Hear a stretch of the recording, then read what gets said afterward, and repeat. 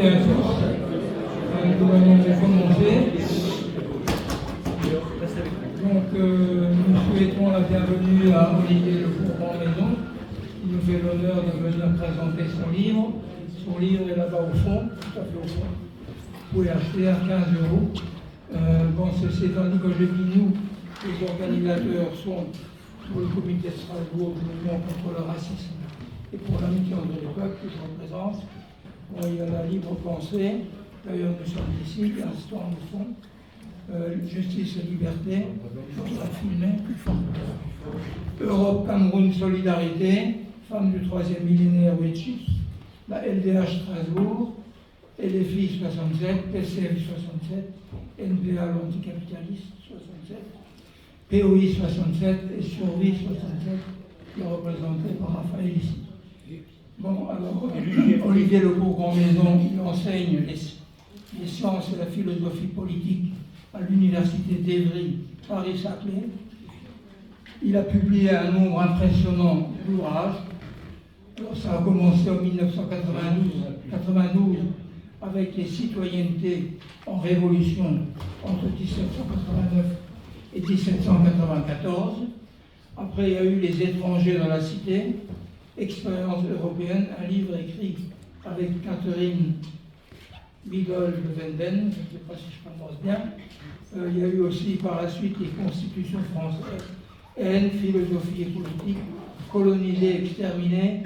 sur la guerre et l'État colonial, la République impériale, politique et racisme d'État, douce France, rafle, rétention, expulsion. Je ne les cite pas tous, j'arrive à la fin. Il y avait Racisme de France, un ouvrage collectif avec Omar Slaouti et 23 contributions d'universitaires, de journalistes et de personnalités engagées. En 2024, Racisme d'État, État raciste, une brève histoire. Et en 2025, la fabrique du roman national républicain. Et cette année, donc en 2026, 25 aussi. 25 aussi. Donc, Oradour coloniaux français contre le roman national. Donc, c'est ce livre-là qu'il va aujourd'hui nous présenter et il le dédicacera à la fin. Je voudrais juste dire 2 mots sur les expositions qui sont là-bas. Nous sommes à 2 jours de la journée internationale de lutte des femmes. Donc, l'exposition traite de 2 questions, principalement les héroïnes de la lutte contre l'esclavage et le colonialisme. Donc vous avez des figures qui interviennent dans différentes parties du monde. Et il y a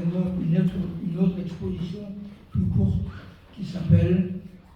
Pourquoi faut-il un musée national de l'histoire du colonialisme?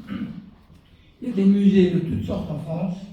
pour les chaussures, pour tout ce que vous voulez, mais il n'y a pas de musée national de l'histoire du colonialisme. Donc il y a un tas de personnes, d'organisations qui essayent depuis longtemps d'en créer un. Évidemment, il faudrait qu'il soit correct et que ce ne soit pas l'armée qui donne son point de vue. Voilà. Donc merci Olivier. On lui donne la parole.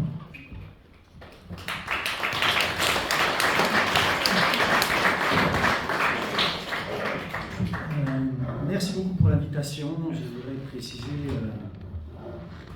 les raisons de ce remerciement. Ce n'est pas simplement pour se plier, même si c'est évidemment important, aux civilités élémentaires. C'est aussi parce que, et peut-être surtout, parce qu'il s'agit d'une initiative unitaire, et pas parce qu'il s'agit d'une initiative unitaire qui me concerne et qui concerne le livre, mais parce que j'ai la faiblesse de croire que si ce type d'initiative unitaire ne se multiplie pas ici et ailleurs, les défaites risquent de dépasser toutes nos désespérances. Je crois que, quelles que soient nos orientations politiques, partisanes ou autres, pas d'ailleurs, nous sommes tous plus ou moins convaincus qu'en effet, si les divisions se maintiennent, notamment parmi les gauches politiques, la catastrophe annoncée risque éventuellement de se réaliser ou risque de se réaliser. Alors, ce livre fait suite, il est paru en fait la même année qu'un livre précédent, quelques semaines plus tard, que La fabrique du roman national républicain, dont il est d'une certaine façon ou d'une façon certaine une sorte de mise en pratique. Le point de départ du livre, c'est une affaire dont il faut rappeler qu'elle a été une affaire et un scandale,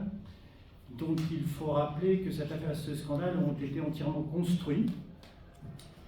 par les extrêmes droites,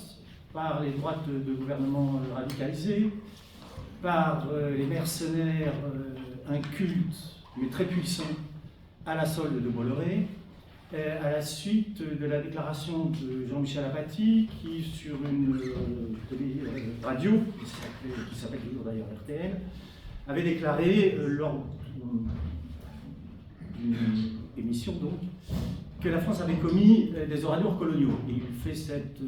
déclaration en présence d'une représentante des Républicains, Florence Portelli, qui est élue de la région Île-de-France, laquelle évidemment se précipite comme la misère, comme la vérole sur le bas clergé sur cette déclaration pour commencer à instruire le procès politique et médiatique de Jean-Michel Apathy. Et sitôt sortie de l'émission, elle s'agite sur les réseaux sociaux et elle est très rapidement rejointe par ces grands spécialistes de l'histoire coloniale que sont Pascal Praud, comme chacun sait, qui a marqué l'histoire intellectuelle de sa présence, chaque jour davantage, et de cet autre battleur médiatique plus inculte encore, mais, si je puis dire, plus péremptoire en raison de son inculture même, qui n'est autre que Cyril Hanouna. Admirable convergence des droites, des extrêmes droites et des droites des gouvernements radicalisés qui entendent, contre cette déclaration infamante, défendre ce qu'ils disent être l'histoire de France.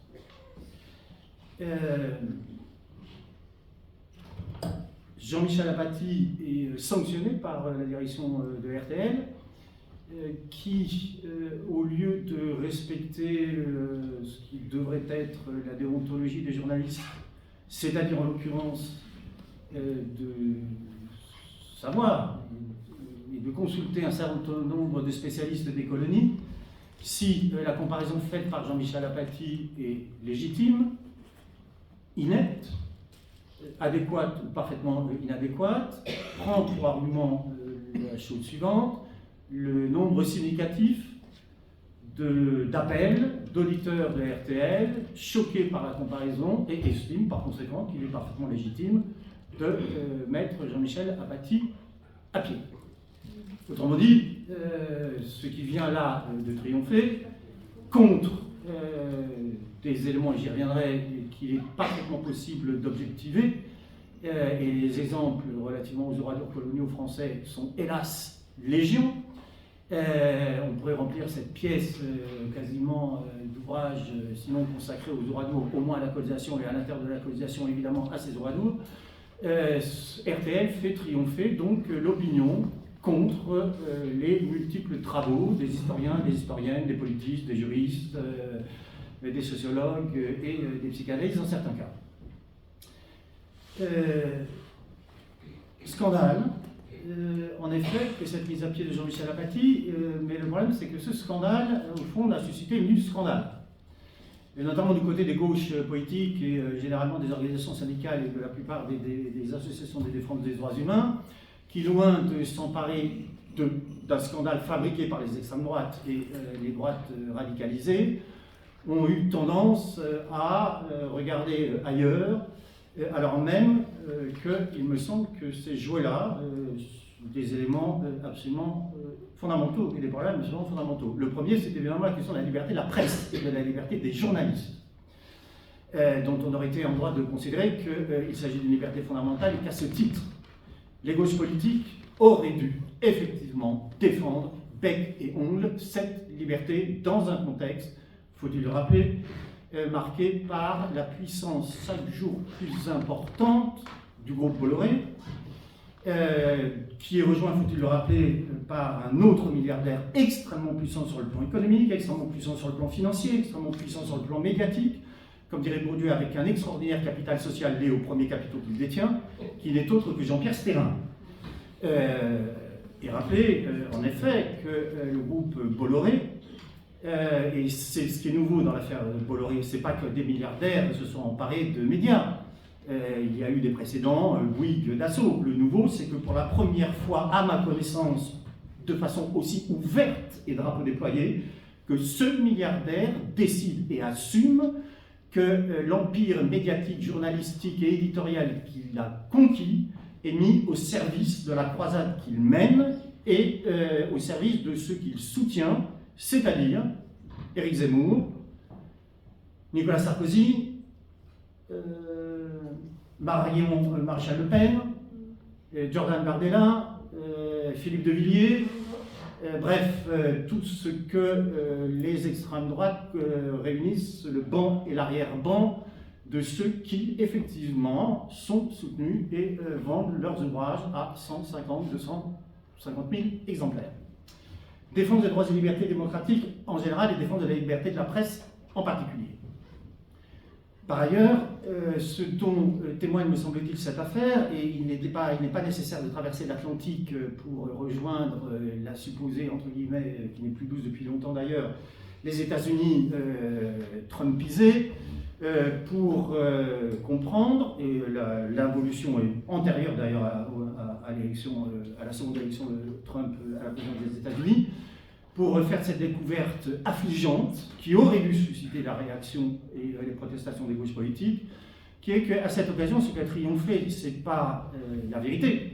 Ce qui l'a emporté, ce n'est même pas, contrairement à ce que disent certains relativement à la périodisation et la caractérisation de la période qui est la nôtre comme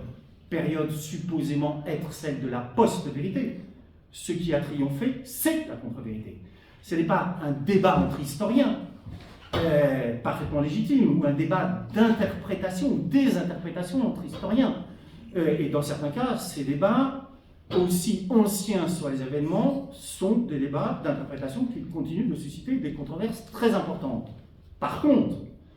aussi diverses soient les interprétations, et aussi antagoniques soient-elles, ceux qui défendent des interprétations diverses de l'histoire sont au moins d'accord sur un élément, c'est les faits à partir duquel ils développent leurs interprétations antagoniques. Je vais prendre un exemple très simple qui continue de susciter, alors dans le champ académique, un peu, sans doute plus encore dans le champ politique, chacun s'accordera à dire que le 14 juillet, la Bastille a été prise. Les interprétations de cet événement, elles peuvent être parfaitement antagoniques, certains considérant que c'est une catastrophe civilisationnelle, juridique et politique qui voit la fin de la grande civilisation de la grandeur du royaume et de l'Empire. D'autres considérant au contraire que, évidemment, la prise de la Bastille est le début d'un nouveau régime qui a, sur un certain nombre de points, effectivement réalisé des avancées politiques, philosophiques, juridiques et sociales majeures. Là, il ne s'agit pas de cela. Il ne s'agit pas d'interprétations divergentes à partir de faits reconnus par les uns et les autres. Il s'agit effectivement, par la grâce de ceux qui ont soutenu ce que j'ai précité, du triomphe de ce que j'appelle moi la mythologie impériale républicaine, qui prospère à minima et au mieux, si j'ose dire, sur l'euphémisation des crimes commis par la France dans ses colonies, au pire sur la négation des crimes. Et qui nous sont présentés, qui nous est présentée cette mythologie nationale républicaine, non pas pour ce qu'elle est, c'est-à-dire pour une mythologie, et au fond comme un récit des origines, qui est un récit apologétique de la France et de la colonisation, mais qui nous est présenté comme la vérité. Ce qui est évidemment tout à fait problématique et qui est significatif de la période, c'est-à-dire le renversement radical et complet de la situation, et où le scandale ne naît pas de la révélation d'un certain nombre de faits, mais le scandale naît du fait de révéler ces faits. Et c'est au fond le syndrome du messager, c'est-à-dire celui qui apporte la mauvaise nouvelle, qui est au fond symboliquement, politiquement et médiatiquement lapidé pour justement faire en sorte que cette nouvelle nouvelle ne puisse pas atteindre cette mythologie nationale républicaine qui est, et cette mythologie impériale républicaine qui est essentielle à l'identité de la France, ou ce qu'il croit être l'identité de la France. Au moins pour ces raisons-là, il me semble que le scandale, entre guillemets, Jean-Michel Apathy aurait dû susciter un scandale à la hauteur de l'événement, dans la mesure où, au fond, on est en droit de considérer, même si la métaphore peut paraître,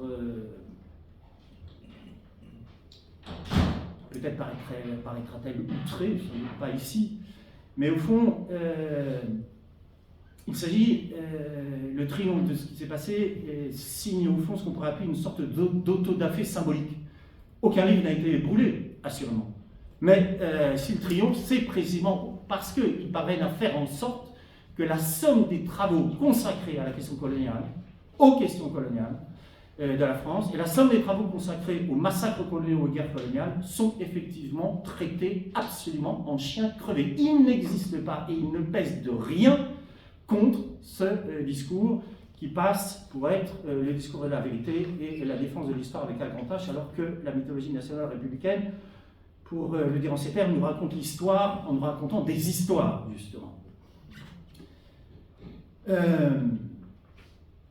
Et en nous faisant croire que la comparaison avec les oradours coloniaux et la Gestapo,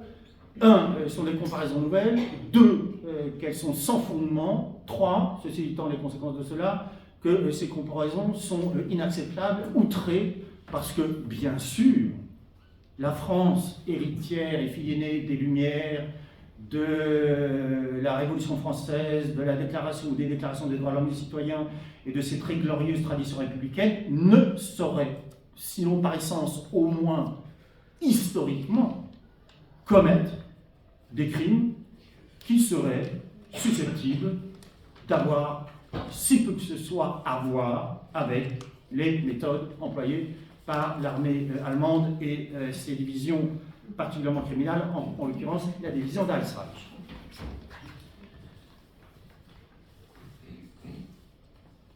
Ce qui témoigne d'ailleurs de l'ignorance crasse de ceux qui se sont mobilisés pour faire de cette affaire un scandale. Mais, sur le fond, il n'y a pas beaucoup à attendre d'eux, et surtout pas un rapport un tant soit peu significatif à la vérité et à la volonté de savoir et à la volonté de connaître. Quand on fait quelques recherches, on s'aperçoit très vite que, contrairement à ce qui a été dit, répété d'ailleurs, y compris chez certains qui se croient à gauche, que les comparaisons avec les oradours coloniaux et la Gestapo arrivent très vite après la Seconde Guerre mondiale. Décembre 1945, un député du Parti communiste algérien intervient à l'Assemblée nationale à Paris, en présence du ministre de l'Intérieur, si ma mémoire ne me trahit pas, et l'interpelle en estimant que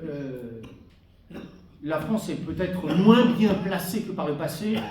pour s'indigner de ce qu'il s'est passé à Rodure-sur-Glane. Et à quoi fait-il référence? Il fait référence à ce qui s'est passé quelques mois auparavant, à savoir les terribles massacres de Sétif, Kelma et Khréata qui commencent le 8 mai 1945, qui s'achèvent au cours de l'été 1945 et qui ont laissé derrière eux la bagatelle de 35 à 40 000 morts civils désarmés pour l'écrasante majorité d'entre eux. Et rappelez que ces massacres, perpétrés par l'armée française, sous l'autorité du gouvernement de la République, de ses forces armées, armée de terre, armée de l'air, marine, et milice coloniale européenne. C'est sans doute, il y a d'autres exceptions, mais un des très rares cas de l'histoire contemporaine où l'État,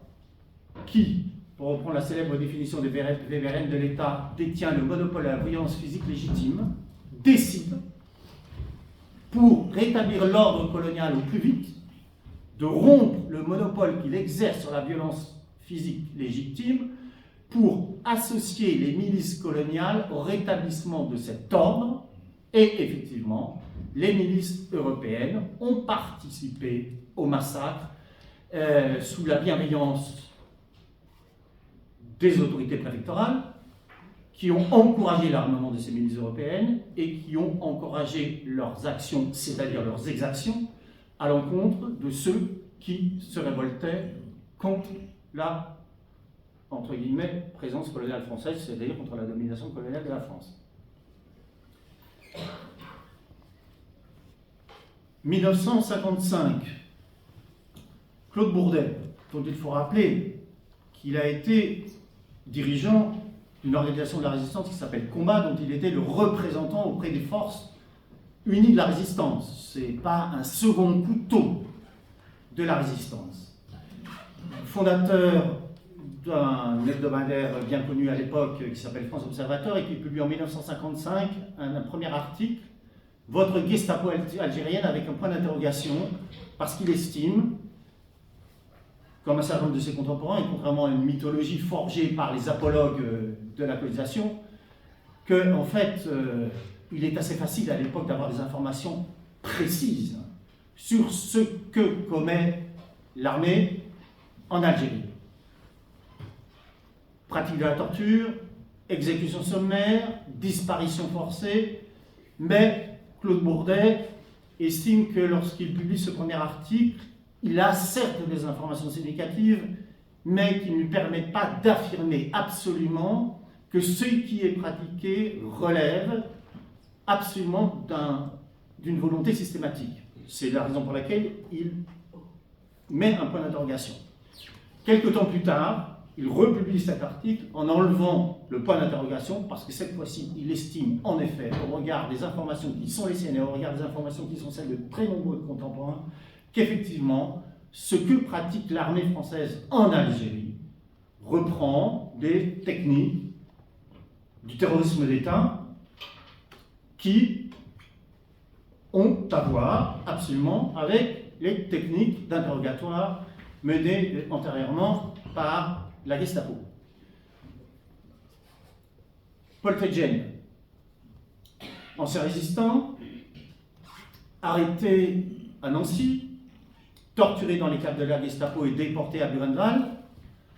qui occupe pendant la guerre d'Algérie un poste particulièrement important puisqu'il est secrétaire général de la préfecture à Alger. Un poste ô combien important sur le plan politique administratif et un poste qui va lui permettre de assez rapidement réaliser qu'effectivement cette préfecture dont il est un agent administratif très important contribue, aide ou en tout cas assiste à la torture de celles et ceux qui sont identifiés à tort ou à raison comme des suppôts du terrorisme et du FLN. Et se déplaçant dans des prisons et dans des camps de regroupement à Alger, il constate effectivement sur le corps des prisonniers qu'il observe les traces des tortures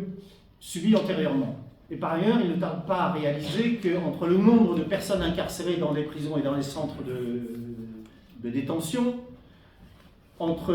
les listes de noms fournies à l'entrée et les listes de noms qui sortent, il y a un décalage significatif parfois. Et il ne tarde pas à réaliser que ce décalage est lié à ceci, que l'armée française pratique en bonne... elle est fort bien placée pour le faire, puisque ce sont ces officiers supérieurs qui ont forgé la doctrine de la guerre contre-révolutionnaire, applique cette doctrine de la guerre contre-révolutionnaire et applique en particulier la question, enfin pas la question, la disparition forcée, qui présente un avantage majeur, qui est que cela permet à ceux qui commettent ce crime d'effacer au moment même pratiquement où ils commettent le crime, les traces du crime qu'ils commettent. Puisque elles sont connues dès le départ, enfin dès le départ au moins très rapidement, les crevettes dites Bijar, qui consistent effectivement à précipiter des hélicoptères de l'armée française, le corps de supposés terroristes du FLN dans la baie d'Alger, permettent effectivement de faire disparaître les corps et donc de faire disparaître les traces du crime. Pas de corps, pas de crime, pas de coupable, pas de responsable. Permettez-moi une toute petite incise qui n'est pas petite en l'occurrence, c'est que la doctrine de la guerre contre-révolutionnaire a été exporté avant même la fin du conflit algérien aux États-Unis, par la grâce, si j'ose dire, du général Ossarès, au Brésil, en pleine dictature dans les années 1970, en Argentine, avant le coup d'État de 1967 du général Videla, puisque maintenant les choses sont parfaitement documentées. Il y avait à quelques centaines de mètres du palais présidentiel à Buenos Aires une antenne de l'armée, et effectivement, une bonne partie des cadres et des officiers supérieurs de l'armée argentine ont été formés à la doctrine de la guerre contre-révolutionnaire à la française. Bilan, lorsque le général Videla commet le coup d'État de 1976 en Argentine, 3 ans après celui du général Pinochet de l'autre côté de la cordillère des Andes, le bilan, c'est entre 35 et 40 000 morts et disparus. Et ils reprennent exactement les mêmes techniques mises en œuvre à Alger, en les systématisant, puisqu'effectivement, celles et ceux qui sont identifiés par les services de la dictature comme des militants d'extrême gauche, hommes, femmes, sont torturés, et dans certains cas, transférés parfois vivants dans des avions de l'armée argentine, avec bénédiction dans certains cas des équipages par des prêtres, et largués au large de Buenos Aires dans le fleuve. Là aussi et là encore, l'objectif est très clair, il s'agit de faire disparaître les corps pour faire disparaître les traces du crime. Paul Tedjend décide, constatant ce dont il est le témoin atterré et impuissant, d'écrire une lettre au ministre résident et de présenter sa démission. Dans la lettre de démission, il reprend ces éléments. 1. La pratique de la torture, et il fait effectivement référence aux pratiques de la Gestapo.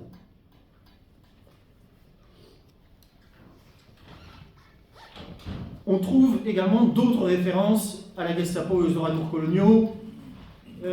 témoignages terribles,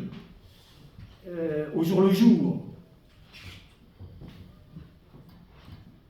de la litanie des exactions et des massacres perpétrés par l'armée française, le journal de Molufe Raoult. Et où l'on constate, en lisant ce journal, qu'effectivement, massacres, torture, disparition forcée, destruction des villages, déportation des populations civiles ne sont pas l'exception de la dernière guerre d'Algérie, mais sont bien la règle. Et si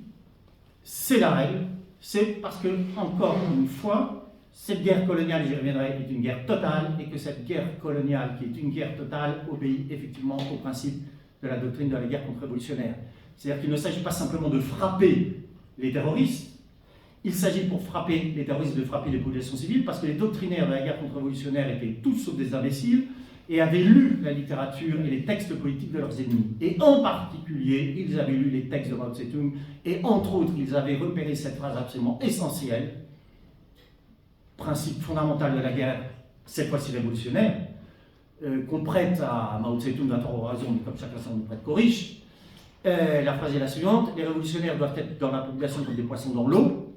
Mao Tse-tung étant parfaitement conscient que s'il veut mener la guerre révolutionnaire qu'il mène jusqu'au bout, il ne peut pas simplement la mener par la force des armes. Il sait que s'il veut triompher, il faut que ceux qui ont pris les armes puissent effectivement avoir le soutien de la population, parce que sinon, ils ne vaincront jamais par la seule force du fusil. Et donc les doctrinaires de la guerre contre-révolutionnaire inversent la proposition: si les révolutionnaires doivent être comme des poissons dans l'eau parmi la population, alors on retire l'eau et on frappe la population. Et c'est très exactement ce que va faire l'armée française à partir du 1er novembre 1954. On va frapper la population, d'où le fait que dans cette guerre coloniale, la dernière, pour ce qui est de la France en tout cas, là, qui est d'ailleurs pas tout à fait la dernière, j'y reviendrai, les populations civiles deviennent des objectifs militaires parce que ces populations civiles soutiennent ou sont perçues comme soutenant, d'une façon ou d'une autre,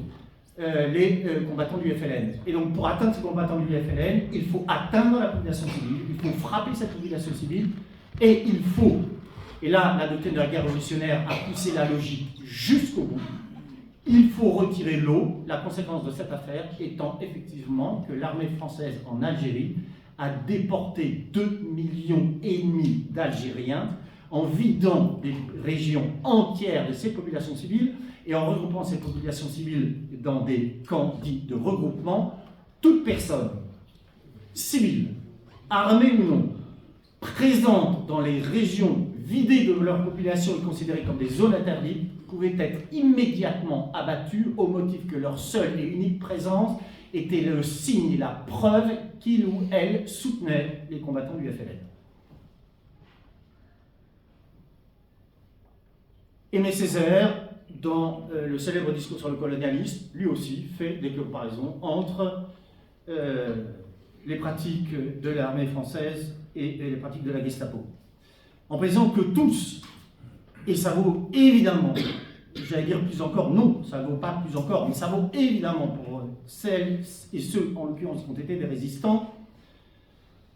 difficile, obscène en vérité, de laisser suggérer si peu que ce soit que Claude Bourdet, Paul Tedjen ou même Pierre Vidal-Naquet, qui fait référence lui aussi aux méthodes de l'armée allemande et du régime de Vichy dans un numéro spécial de Vérité et Liberté, dont il était un des animateurs principaux, numéro spécial de Vérité et Liberté, qui est de novembre 1961 et qui est entièrement consacré, évidemment, à quoi? Au massacre du 17 octobre 1961 qui ont fait la bagatelle de 200 à 300 morts. Avant, pendant et après, et où, là aussi et là encore, Maurice Papon a appliqué à Paris et dans la région parisienne la doctrine de la guerre contre-révolutionnaire, et pour une bonne et simple raison qu'il en avait été l'un des très brillants, j'allais dire, artisans à Constantine auparavant, et lorsqu'il est promu préfet de la Seine, il vient en tant que préfet avec ses hommes et avec ses techniques qu'il a effectivement appliquées à Paris et dans la région parisienne. Torture, exécution sommaire et disparition forcée. Et Pierre Vidal-Naquet, dans ce numéro spécial de Vérité et Liberté de novembre 1961, qui réunit des textes des temps modernes, sans doute la signature, ce n'est pas signé, mais le texte de Jean-Paul Sartre, des textes d'esprit, sans doute de Paul Thibault, Pierre Vidal-Naquet fait donc référence aux méthodes employées antérieurement et par le régime de Vichy et par l'occupant. Tout ceci pour dire que soupçonner cela, si peu que ce soit, de minimiser l'ampleur des crimes commis par le nazisme, l'Allemagne et en France, et de minimiser si peu que ce soit la destruction des Juifs d'Europe, est évidemment une obscénité absolue. Et s'ils font les uns et les autres cette comparaison avec les Oradours et les Gestapo françaises, ce n'est évidemment pas pour minimiser ce que ce soit les crimes commis par l'armée allemande, mais au contraire pour signifier que ces crimes ne sont pas si exceptionnels que cela. La preuve, la France utilise des techniques similaires pendant la guerre d'Algérie et qu'au fond, c'est encore plus scandaleux précisément parce que ceux qui ont repris à leur compte un certain nombre de ces techniques sont ou croient être de vaillants républicains. Et relativement à Claude Bourdet et à Paul Tedjen, et bien sûr à Pierre Vidal-Naquet, à la différence de nombre de leurs contemporains, de la SFIO, mais aussi de la direction du Parti communiste, faut-il le rappeler, eux sont convaincus et se battent et estiment que le droit des peuples à disposer d'eux-mêmes, ce n'est pas simplement le droit des peuples blancs à disposer d'eux-mêmes, et en disposant d'eux-mêmes, de disposer des peuples non blancs, que le droit des peuples à disposer d'eux-mêmes est effectivement un droit qui doit être un droit universel, et que par conséquent, les Algériens sont parfaitement fondés à revendiquer ce droit pour arracher par la force des armes ce que la France n'a jamais voulu leur accorder de façon pacifique, et que par conséquent, effectivement, le combat mené par le FLN est un combat parfaitement légitime qui doit être soutenu, et que, ce faisant aussi, les crimes commis par la France doivent être évidemment dénoncés, parce qu'ils sont frappés d'une double illégitimité. Un, parce que c'est la République qui les commet. Deux, parce que ces crimes évidemment, se heurtent à ce qu'ils estiment être un principe qui doit valoir au nord, au sud, à l'est comme à l'ouest, à savoir, encore une fois, le droit des peuples à disposer d'eux-mêmes. Les comparaisons donc sont pour les hommes et un certain nombre de femmes de l'après-Seconde Guerre mondiale et de la dernière guerre d'Algérie, celle qui débute le 1er novembre 1954. Ces comparaisons sont communes. Mais il ne suffit pas que de dire que ces comparaisons sont communes ou qu'elles ont été communes pour fonder éventuellement leur légitimité, leur pertinence. Parce qu'après tout, on n'est pas obligé de s'incliner pieusement devant la mémoire de cela, quand bien même leur combat a été important et que entretenir la mémoire de ce combat est évidemment essentiel.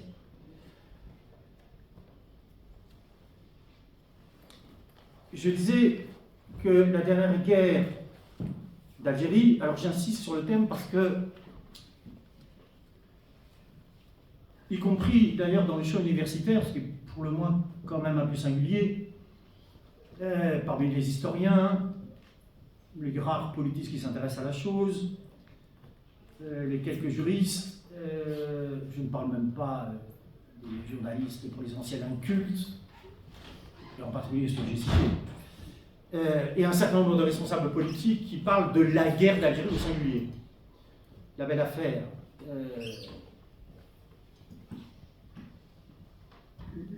L'expression employée au singulier est parfaitement inadéquate, parce qu'elle entretient, volontairement ou involontairement, l'idée selon laquelle la guerre qui débute le 1er novembre 1954 aurait été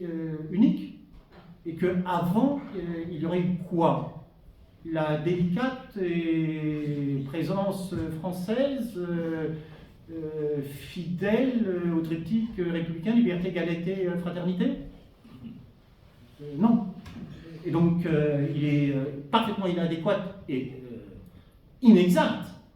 de parler de la guerre d'Algérie. Il faut parler de la dernière guerre d'Algérie pour signifier très clairement que c'est la dernière, et donc si c'est la dernière, ça veut dire qu'il y en a eu avant. Et effectivement, il y en a eu avant. Et celle qu'il y a eu avant, c'est entre autres la guerre menée par le général Bugeaud, qui n'est pas encore maréchal, il va le devenir après, parce que la France est généreuse avec ses compagnons généraux, qu'elle s'est honorée pour les services rendus à la patrie, et aux grands hommes de la patrie reconnaissante, selon la formule à la fois bien patriarcale et sexiste qui est gravée sur le Panthéon, mais passons, elle s'en passe complètement. La guerre, en effet, que mène le général Bugeaud à partir des années 1940, n'est pas, c'est pareil, n'est pas une guerre comme les autres. C'est une guerre totale. Et les contemporains, s'ils n'emploient pas le terme, parce que pour diverses raisons, savent pertinemment que la guerre qu'ils mènent et qu'ils font mener au général Bugeaud en Algérie à partir des années 1940 n'est pas une guerre classique. Et ils sont tellement conscients de cela d'ailleurs qu'ils ne trouvent même pas, à proprement parler, de nom pour la désigner et la qualifier précisément, d'où le recours à cette locution latine dont ils disent qu'elle est, cette guerre menée en Algérie, une guerre sui generis.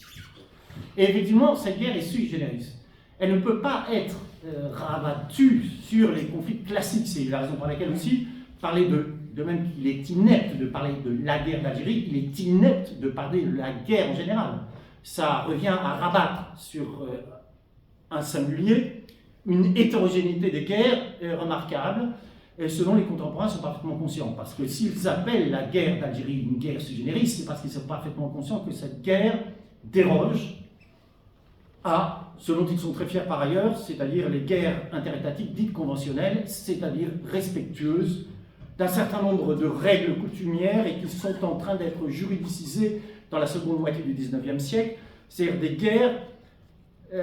où il s'agit de respecter au moins ces deux principes fondamentaux. Un, la distinction entre civil et militaire, la volonté étant de circonscrire la violence de guerre aux militaires et autant que faire se peut d'épargner les civils. Mais pour épargner les civils, il faut établir un autre principe de distinction qui est un principe de distinction entre sanctuaire et champ de bataille. Et la distinction entre sanctuaire et champ de bataille vise là aussi à circonscrire la violence de guerre dans un espace géographique particulier de façon à faire en sorte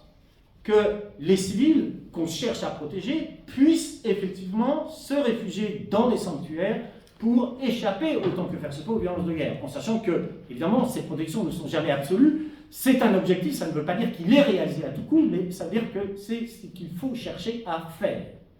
Et ces sanctuaires sont très classiquement, je ne reviens pas sur les origines, sont très classiquement les hôpitaux, les marchés, les lieux de culte,